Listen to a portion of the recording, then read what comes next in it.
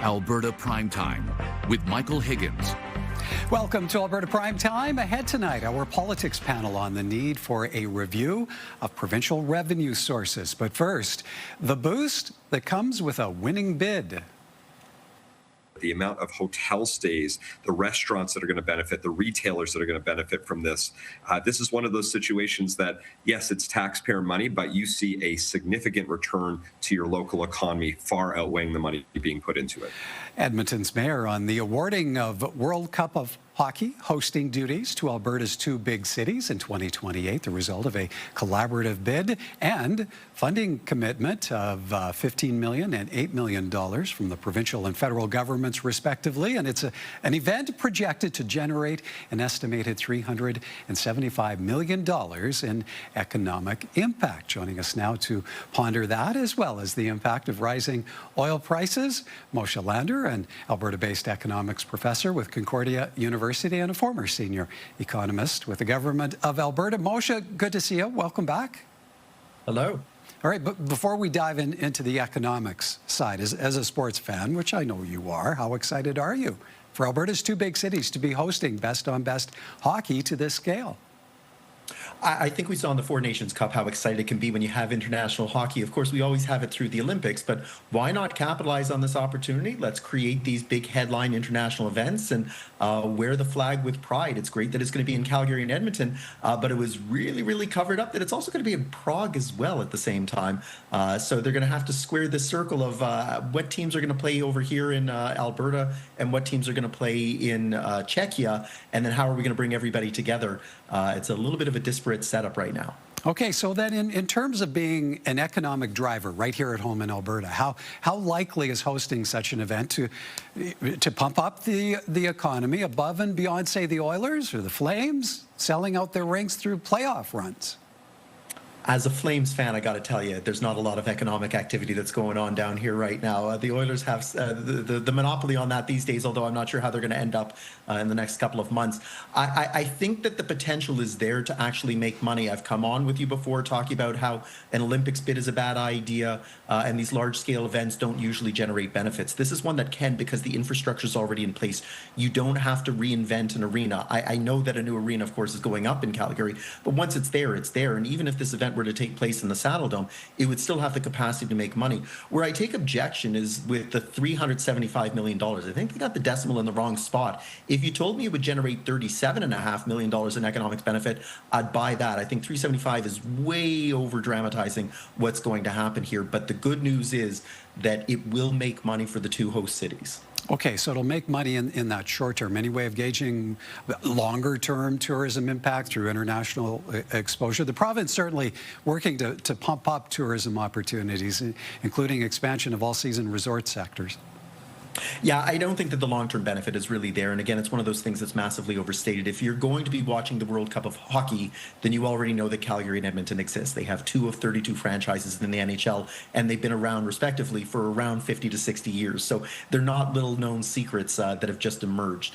Given that the NHL these days is about 25 to 30% non-Canadian and U.S. players, then again, it's really impossible to think that somebody over in Europe is going to watch this and say, hey, I never knew about these two cities. And even if somehow they become aware that Calgary and Edmonton exist in a way that they never did before, how many people actually base their travel plans medium to long term based on who hosted the Olympics 10 to 15 years ago? I don't think that's the type of thing that people are saying, that let's go to Calgary because they once hosted the Olympics. So whatever benefit they have is going to be extremely short-lived. And if you're looking to try and put federal and provincial dollars into this, as you said they were, I don't really think it's necessary. I think that's wasted money. But if you wanted to put money into raising the profile for Calgary and Edmonton, there's probably other ways to do it that would have been much more effective. Okay, so maybe to follow up on that point quickly, you don't feel it's necessary that the federal and provincial governments be kicking in Alberta $15 million, the feds $8 million? Is that funding warranted? It wasn't needed. These programs will make money for their host cities because you don't have that major infrastructure investment. So if it required that there has to be something new put into place to try and make this go, that's fine. For example, if the provincial government had said, we're going to try and finish the blue line and extend it to the airport so that when people arrive in Calgary, they can get a train directly into downtown, that's money well spent then. If you want to justify it as that this is part of the investment in hosting the World Cup of Hockey, cool. But there's no reason that money needs to be spent at this point. Edmonton has a fairly new arena. Calgary will have a brand new arena by that point. And so all of the investment that needs to be made is already there. These two cities host between them close to 100 games per year between regular season, preseason, and postseason. So it's not like they have to reinvent the wheel to make it work for World Cup of Hockey. All right, and that World Cup still a couple of years down the road. So if we could, let's also touch on economics of the here and now. Despite inflation cooling in February, we're all suddenly contending with oil price shock thanks to the war in the Middle East. What does that mean where the Canadian economy is tracking? Yeah, so we are going to probably see an uptick in inflation. Even though the inflation numbers that just recently came out showed that inflation is fairly low, that didn't include anything since the attacks on Iran. And so that increase in the oil price, while it's good for the Alberta government's coffers, it's not good for consumers across Canada. Between the higher prices at the pump, the longer this thing lasts, you could start to see it spill over into heating and cooling your home and your business. Because those are going to become more expensive. Of course, in Alberta, we use natural gas. That means it's going to be more expensive there. Jet fuel will go up. The transportation sector is hugely important in Canada, 7,000 kilometers from coast to coast. How many goods are shipped from one port to another? That's going to be critical as well then in dragging inflation up. And then, of course, we could see it in basic things, petrochemicals, plastics, packaging. Those are all going to become more expensive as well. So it's going to be really hard to insulate any sector of the economy. And for anybody who thinks that the solution is build more pipelines, unfortunately, North American infrastructure is not designed for the same type of oil that comes out of the Middle East. And so these aren't necessarily immediate substitutes. Merely going to a bunch of countries in Asia and saying, hey, we've got oil for you. That's like asking them to substitute, say, maple syrup for a McDonald's McFlurry.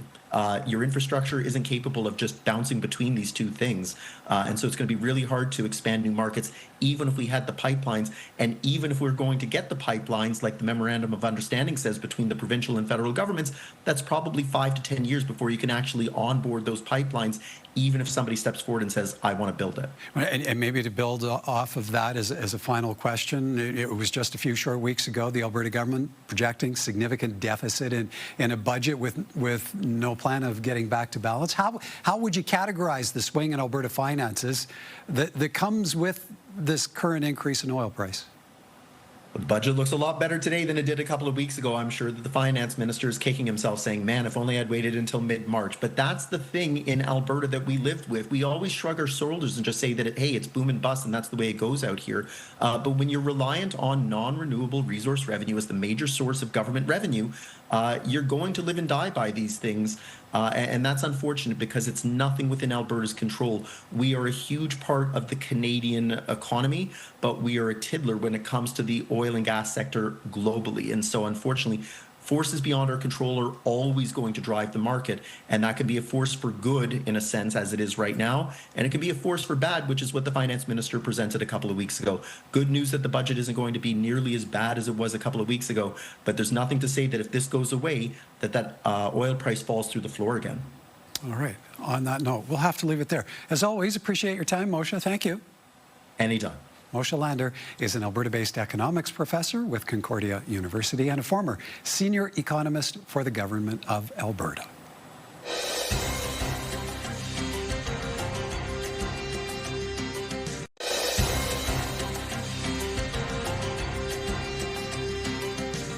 From scoring with the World Cup of Hockey to weighing a fiscal reset for the province and the prospect of a Calgary councillor running for the UCP. Time now for tonight's politics panel, and joining us this evening, Laura Knope, former broadcast journalist and news educator, and Rob Breckenridge is a writer, broadcaster, and columnist for the Calgary Herald. Good evening to you both. Let's begin with news this week that Calgary and Edmonton will be sharing hosting duties for the 2028 World Cup of Hockey. Laura, we heard from economist Moshe Lander off the top. Where do you see this event landing on the radar of Albertans when it comes to having a substantial economic impact?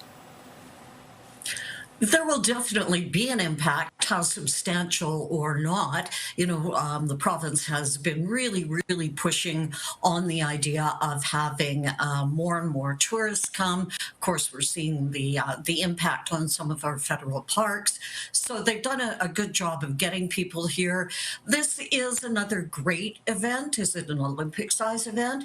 No. What I do see, though, is that this kind of feels like something we need right now. This is something we can get behind as a province, as a country. We love our hockey. I think the benefits are sort of more of a soft benefit, a chance to get together, do our rah-rah stuff, and, the money will come however much money it is. Rob, Calgary gets 6 games plus an elimination round. Edmonton gets the 2 semifinal matches and the final game. Which city would you say is getting the better part of this deal? Yeah, it depends on how you're looking at it. I guess Edmonton gets the higher profile events, but Calgary gets a little bit more. So perhaps if we're arguing that this has something to do with economic impact, maybe it's better to have more games. And I do think to some extent this is a little bit of a reward from the NHL to Calgary and finally getting this arena to the finish line. So I think that ties into all of this. But yeah, I mean, I agree. I think, this is almost like having, 6 or 7 concerts announced in Calgary. It's fun. It does bring some people in from out of town, but of course, there's only so many tickets available for these games, and a lot of those are going to be snapped up by fans who are already in Edmonton or Calgary. So they're not necessarily staying in hotels or anything like that. So I do think some of the impact is being a little bit overstated. I think there's certainly some pride, that we were selected amongst all the other possible host cities. So I think, there's a feel-good aspect to all of this. And like Laura said, maybe there's something to be said for that right now. Laura, how much then is there an argument, do you feel, for provincial and federal governments to be pumping in funding for an event of this nature to the tune of $15 million, $8 million, respectively? Feels like a bit of a PR exercise to me, and I think Moisture was pretty clear about that there's really no need. There's not a lot of infrastructure. We'll have our stadium or arena by then. But of course, when you get something that gets people excited, that's one of the first things that governments want to be involved in, to say, hey, this isn't just a city thing, but we're all pulling together in the one cause. It's really, in the big scheme of things, not a ton of money, but enough that they can say they participated. All right. We also heard from Moshe Lander on rising oil prices and the impact that could have on the Alberta government's deficit projections, a budget prompting discussions around the need for a fiscal reset and a conversation on provincial revenue. But what would it take to get to the point? It was back in 2019, the Kenney government appointed former Saskatchewan Finance Minister Janice McKinnon to chair a blue ribbon panel to study government spending. At the time, there were expectations of a follow-up panel of experts conducting a similar review of provincial revenue, but a panel that never did come to be. Rob, your column in the Calgary Herald this week ponders the need to review revenue sources. How do you see another blue ribbon panel fitting into the conversation? Well, yeah, it kind of ties in with everything going on right now. Part of it is, the direct democracy side. The Alberta government certainly believes that there are some important questions that maybe they don't have a mandate to address. They want to get some feedback from Albertans on. And this kind of a big fiscal conversation, and potentially a shift, seems like it would fit into that. I don't know if there's enough runway between now and October 19th to do all of this. But the other side of it is, initially we had this budget tabled, a $9.4 billion deficit despite $13 billion in resource revenues, which is not quite at record levels, but you look back over the past 10 or 15 years, that's still right up there. That's a pretty substantial amount of resource revenues, and yet we still have this massive hole in the budget. Now, fast forward a couple of weeks, oil prices have shot up, and depending what happens in the weeks and months ahead, it's entirely possible that deficit could just be wiped out altogether by this massive swing in revenue. So it shows the volatility of this source of revenue, and I think the budget still underlines where there's a major disconnect between where the government thinks spending needs to be at, but also, that they just want to leave taxes where they are. So we do have a problem, and I don't know how sustainable it is, even once these gushers come and rescue us from time to time. So this gives us a little bit of breathing room to address some of the pressures the government's dealing with right now, but I think it just underscores the need for a broader conversation about all of this. Laura, the McKinnon panel on government spending, what degree of impact do you feel its recommendations had back at that time? And is there a need for one now on revenue?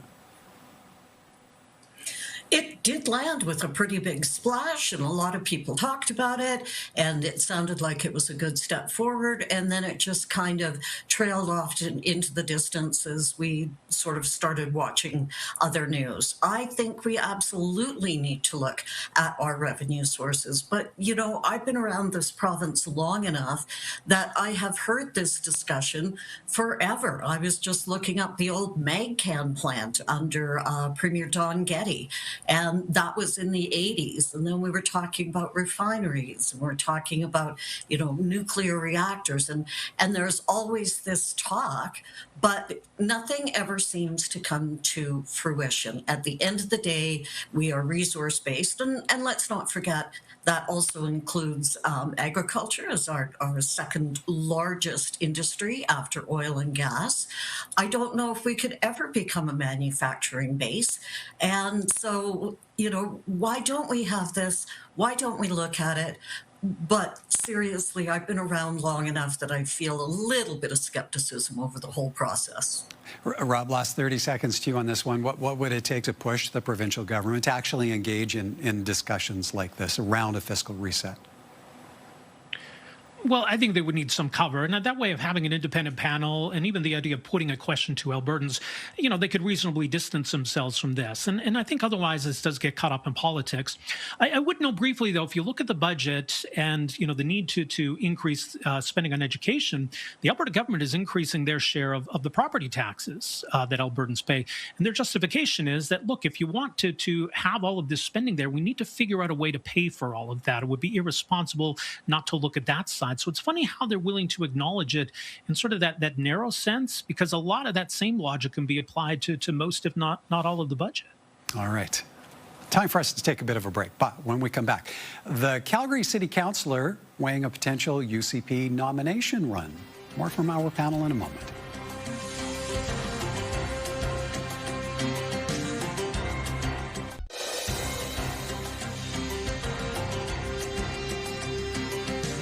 Welcome back. There's a bit of buzz building around a Calgary City Councillor possibly seeking to run for the UCP in Calgary Shaw. The riding is set to open with MLA and former Cabinet Minister Rebecca Schultz set to step down in May, an announcement that came on New Year's Eve. Now, there's speculation this gentleman, Dan McLean, could make a run despite an online campaign advocating he actually remain on Calgary City Council. Laura, Dan McLean has told different media he's undecided. 50-50 is the quote he gave to Livewire Calgary. But what do you make of his name generating headlines in this regard?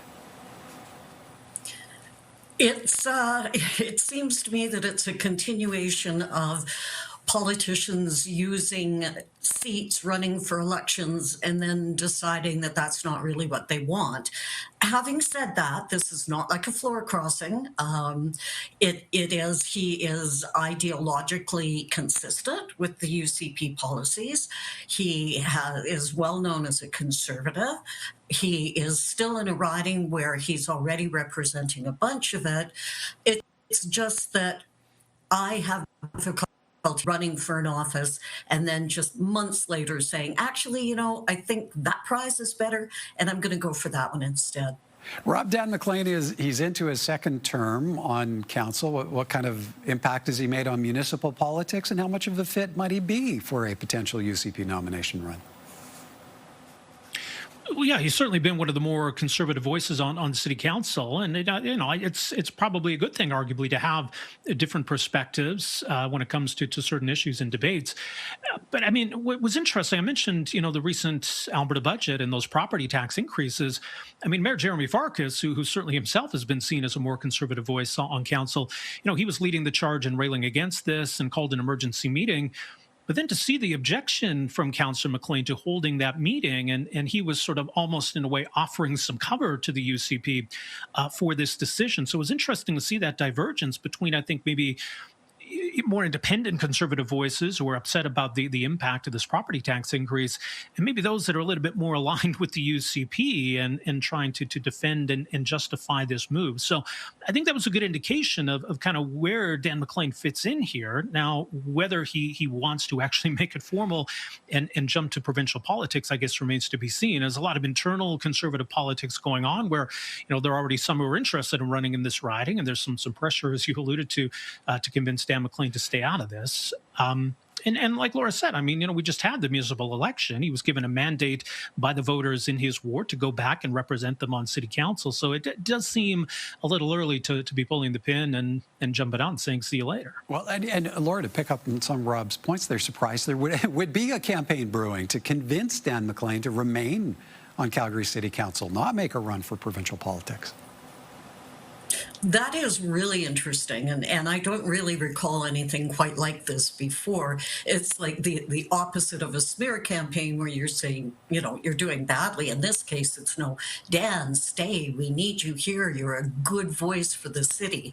That kind of support is a major plank that he has got to think about. If he has that kind of support on council now, he can probably continue. He does run the risk of doing what Diane Collier-Cart did a few years ago and jumping ship, running for the province. And then when she tried to run in an election, she had a whole lot of opposition. So if he's going to go for where is my position of strength, I would say stay on council. Rob, do you actually see a by-election being triggered in Calgary Shaw? Could it actually remain empty until the expected provincial election, fall of 2027? Yeah, it's all up in the air. I mean, I know there was speculation not too long ago that maybe we'd be headed to an early election in Alberta. I think this referendum campaign has sort of put an end to that talk. But I would imagine maybe that coming out of that referendum campaign and the vote on October 19th, it might be an opportunity for the UCP to say, okay, we want to have a mandate to get to work on these issues, and maybe we pivot really quickly into a general election campaign. So it's a little up in the air, I think, at this point still as to whether we're going to have a by-election, and does the Alberta government want a by-election with everything else going on right now. They're going to have to make a decision. I would lean towards there likely being a by-election just with everything now underway to secure these nominations and everything else. But there's still some uncertainty, a bit of a cloud of uncertainty over it still. All right. We'll have to leave it there. Great to see you both. Thank you kindly for this. Thank you. Thank you.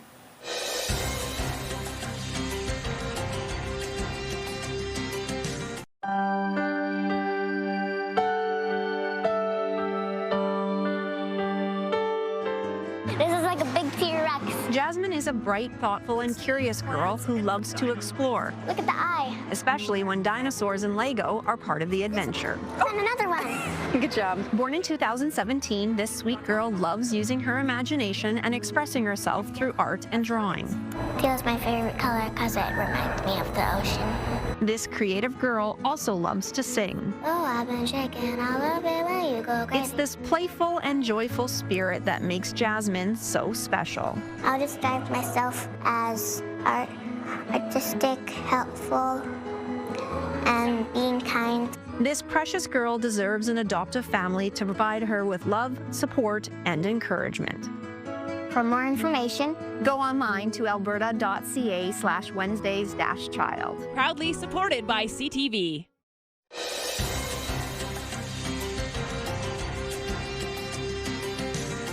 Now, here are a few responses to a recent story posted by CTV News about public health advocates in Prince Edward Island speaking about the consequences of Alberta's Bill 11, which will allow some doctors to work in both public and private health care. Brian says Quebec already has this, and I don't see PEI or other provinces disparaging them. Bob writes, no two-tier health care in Canada. period.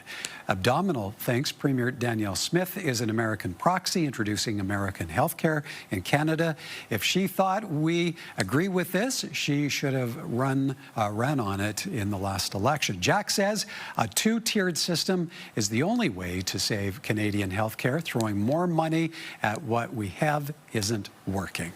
Have your say. Email us anytime at comments@albertaprimetime.com. Coming up tomorrow, cracking down on oil and gas companies failing to pay their property taxes. Does Alberta's new plan go far enough? We will hear from rural municipal leaders on Thursday. Until then, have a great evening, everyone, from all of us at Alberta Primetime. Thank you for watching, and join us again next time.